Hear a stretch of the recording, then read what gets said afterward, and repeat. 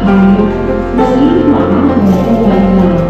Ngunit wala isa man sa mga ito ang ako ng asawa ng ating labing-anim na mag-asawa. Sa mahabang panahon ng pagsasama, mayroong dalawang pagsasisipin, 14 Uy! My God! Tigit mo, be! Mayor, are you happy?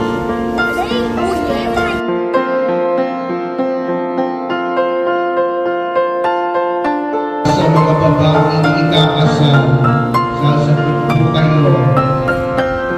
Sumasang-ayon ka ba na maging asawa ang lalaking nasa iyong harap na narito ngayon, alinsunod sa batas at mga alituntunin ng ating banal na simbahan? Sagot po. Buong piso ba ang pagkakaloob mo sa kanya ng iyong sarili bilang kanyang may bahay?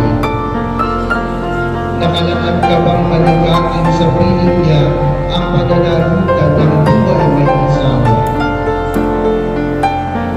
Para po sa mga lalaking ikakasal, sumasang-ayon ka ba na maging may bahay ang babaeng nasa iyong harap na narito ngayon alinsunod sa batas at mga alituntunin ng ating banal na simbahan? Buong puso ba ang pagkakaloob mo sa kanya ng iyong sarili bilang kanyang asawa? Nakalaan ka bang malugatin sa piling niya ang pananagutan ng buhay may kasama?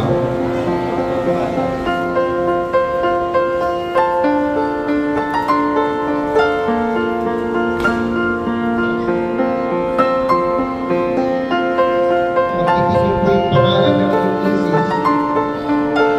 Kailan may hindi ka pagtataksina, isuot mo ang pakaingatan, ang singsing na ito na siyang tanda ng aking pag-ibig at katapangan sa ngalan ng Ama at ng Anak at ng Espiritu Santo.